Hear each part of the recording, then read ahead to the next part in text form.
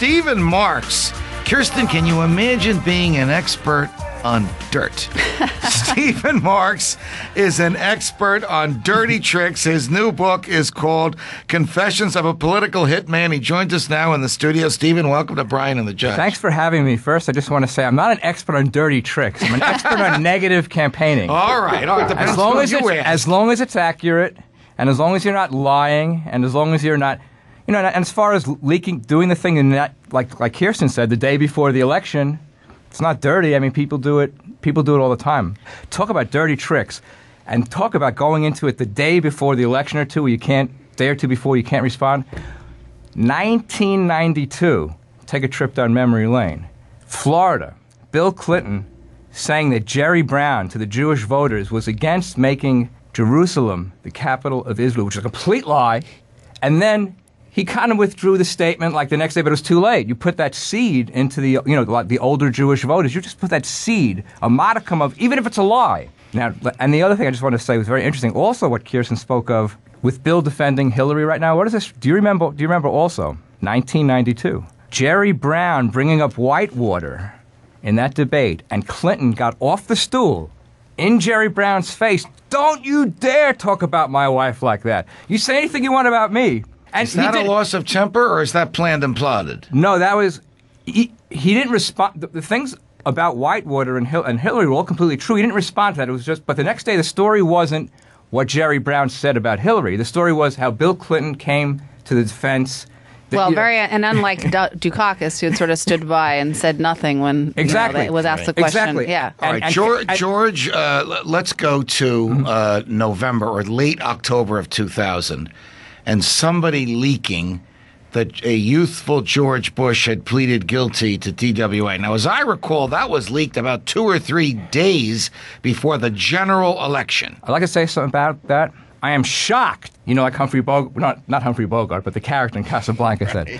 I am shocked that John McCain's campaign and Steve Forbes' campaign did not have that little tidbit, because let me tell you something. After McCain took apart Bush in New Hampshire, if he had that opposition research... He would have used it in South Carolina. Let me tell you, that's not dirty tricks. That's real thing that happened, okay? If he's in South Carolina, we would have had President McCain, in my opinion. I don't see how Bush could have survived that.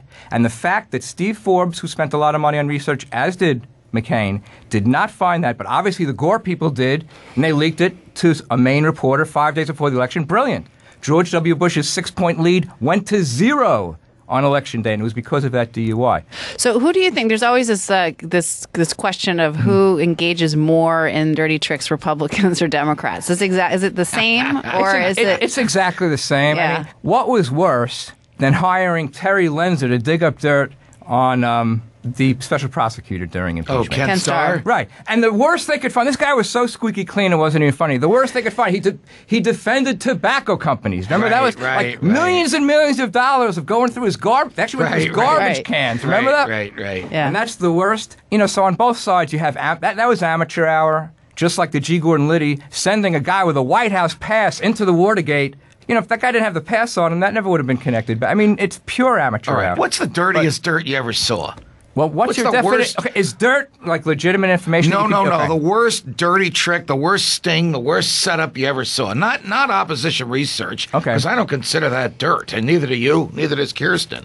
Well, I've had a few clients that have actually put out negative ads and then asked me to fact check them after the ad was already out. All right, that's pretty Shoot bad. First, ask questions. I would call that pretty bad. I mean, isn't it a dirty trick? I think Karl Rove was accused of this. It was Karl Rove or Lee Atwater of working on a campaign and running, putting out flyers that were attacking themselves and then blaming it on the other candidate. I mean, those are dirty tricks. What about Bush versus McCain in South Carolina in 2000? Mm-hmm. The allegation that McCain fathered a child with an African-American woman. I know. Well, that... I want to say something about John McCain real quickly. I'm glad you mentioned that. How gracious and nice he was the other night. Right.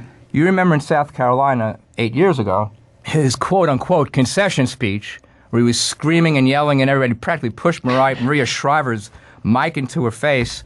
If you remember in that one, He's the one that went negative first against Bush. First, he ran this commercial saying Bush is as dishonest as Bill Clinton. Now, among Republican voters, that's fighting words. And then he brought up this stuff about Bush supposedly being anti-Catholic because of Bob Jones, and it totally backfired. And then when they hit McCain, all this other stuff, which was true, he was flip-flopping on the Confederate flag, he was flip-flopping on abortion. Then all of a sudden, McCain goes, during the debate, 5-6 days before the primary, I take a pledge right now to not go negative anymore after all the negative stuff he used didn't work, and the stuff against McCain did work.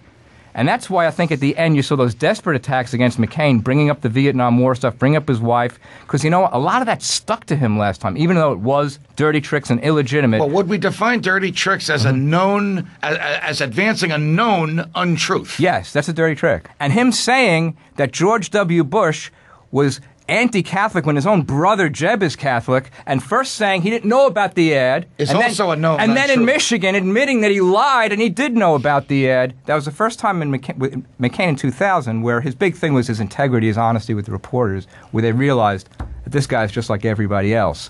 Now, you want to talk about dirty tricks? What about 1980, Carter versus Kennedy? Are you old enough to remember that? Yes, thank you for asking me that. Yes, I am. Okay. I'm the oldest one in this room. Okay.